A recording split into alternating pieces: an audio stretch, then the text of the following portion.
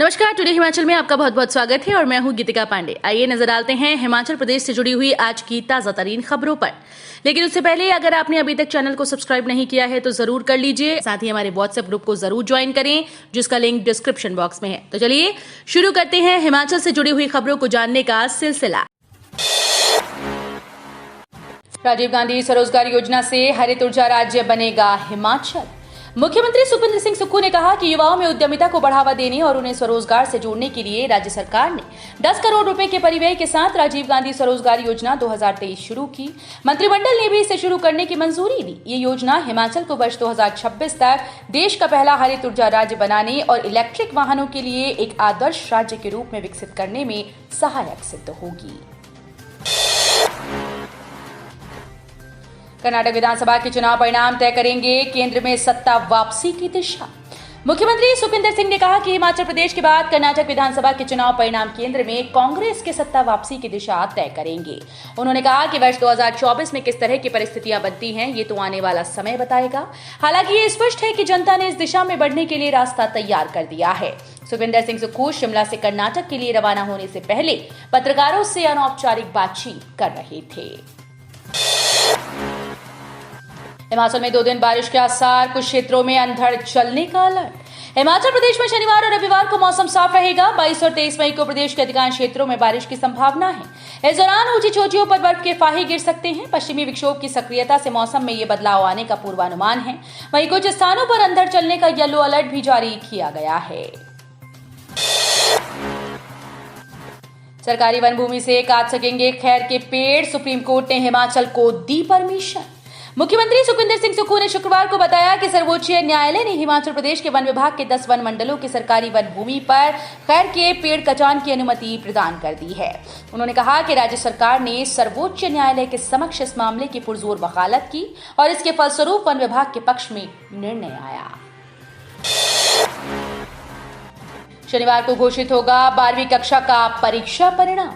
Himachal Pradesh school शिक्षा board शनिवार दोपहर को 12वीं परीक्षा का परिणाम घोषित करेगा। हालांकि पहले संभावना जताई जा रही थी कि शुक्रवार को परिणाम घोषित हो सकता है, लेकिन अब बोर्ड से प्राप्त जानकारी के मुताबिक शनिवार दोपहर को परिणाम जारी होगा। संबंधित औपचारिकताएं पूर्ण की जा रही हैं। 12वीं की टर्म 2 परीक्षाएं 10 मार्च से शुरू हुई थी और 31 मार्च को समाप्त हुई थी। 12वीं में लगभग 1,03,928 परीक्षार्थियों ने भाग लिया है। नादौन शहर के पर्यटन को लगेंगे पंख, 25 करोड़ की लागत से बनेगा होटल। सीएम सुक्खू ने जारी किया नोटिफिकेशन। मुख्यमंत्री सुखविंदर सिंह सुक्खू ने अपने गृह क्षेत्र नादौन के लिए एक और महत्वपूर्ण सौगात दी। जिला हमीरपुर के नादौन में 25 करोड़ 84,86 हजार रुपए की लागत से पर्यटन विभाग के बनने वाले होटल की अधिसूचना जारी की गई। कांग्रेस नेताओं ने कहा कि मुख्यमंत्री सुखविंदर सिंह सुक्खू ने नादौन के विकास को ध्यान में रखते हुए एक बहुत बड़ा तोहफा दिया है। उन्होंने कहा कि इस घोषणा को व्यास नदी के तट पर बसे ऐतिहासिक नादौन शहर के पर्यटन को पंख लगेंगे।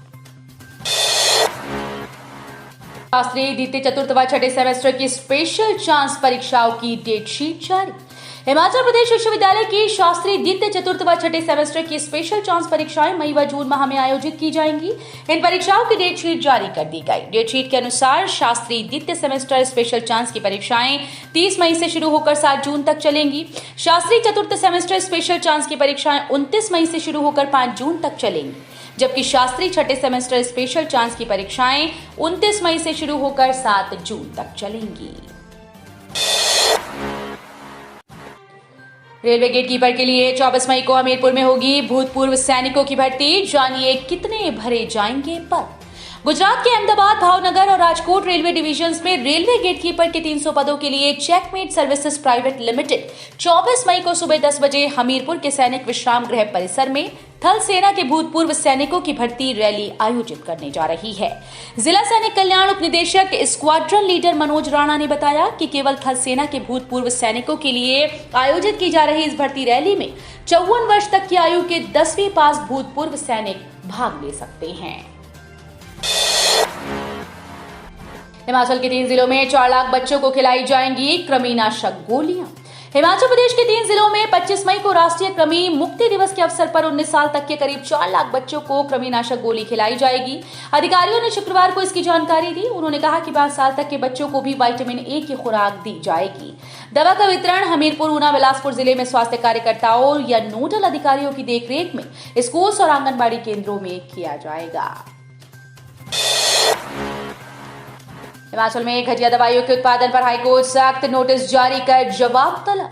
हिमाचल प्रदेश हाईकोर्ट ने प्रदेश में घटिया दवाइयों के उत्पादन पर कड़ा संज्ञान लिया। अदालत ने मुख्य सचिव सहित प्रधान सचिव स्वास्थ्य को नोटिस जारी कर जवाब तलब किया। इसके अलावा निदेशक स्वास्थ्य, राज्य दवा नियंत्रक और उप दवा नियंत्रक को प्रतिवादी बनाया।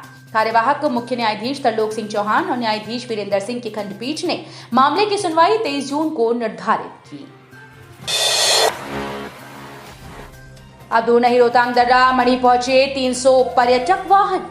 देशी विदेशी सैलानी जल्द ही 10 से 15 फीट ऊंची बर्फ की दीवारों से गुजरते हुए बर्फ से लकदक रोहतांग दर्रे तक पहुंच सकेंगे। फिलहाल इस मार्ग पर पर्यटकों को मणि तक जाने की अनुमति दी गई। शुक्रवार को पर्यटन स्थल मणि पर्यटकों के लिए खोल दिया गया। पहले ही दिन पर्यटकों की भारी भीड़ उमड़ी। करीब 300 वाहनों में हजारों सैलानी मणि तक पहुंचे। अटल टनल के आसपास कूड़ा फैलाने के मामले में हाईकोर्ट ने राज्य सरकार को अपना पक्ष रखने की दी मंजूरी। अटल टनल के आसपास कूड़ा करकट फैलाने से जुड़े मामले में प्रदेश हाईकोर्ट ने राज्य सरकार को अपना पक्ष रखने के आदेश जारी किए।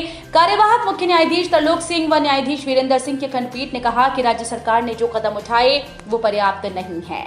कोर्ट ने पिछली सुनवाई के पश्चात राज्य सरकार से अटल टनल क्षेत्र से कूड़े को हटाने की बाबत मुहिम चलाने, कूड़ा करकट फैलाने वाले लोगों के खिलाफ जुर्माना लगाने के प्रावधानों की जानकारी व पिछले 1 साल में इकट्ठे किए गए जुर्माने की राशि का ब्यौरा, डस्टबिन स्थापित करने, पुरुषों और महिलाओं के लिए शौचालय स्थापित करने व क्षेत्र को साफ रखने के लिए मॉनिटरिंग करने के प्रावधानों की जानकारी मांगी थी।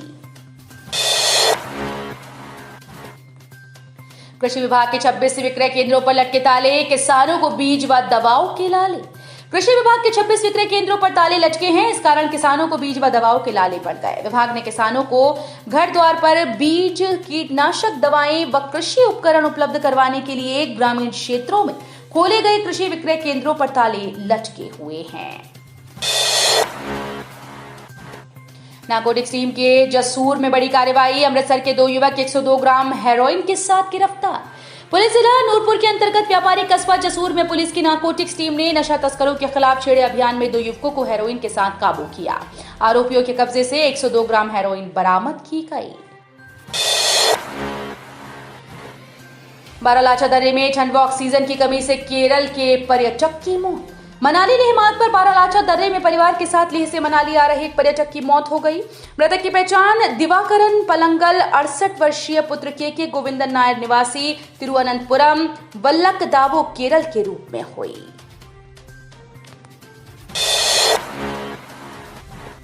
तो ये थे हिमाचल प्रदेश से जुड़े हुए आज के ताजा तरीन समाचार। उम्मीद करते हैं आपको जरूर पसंद आए होंगे।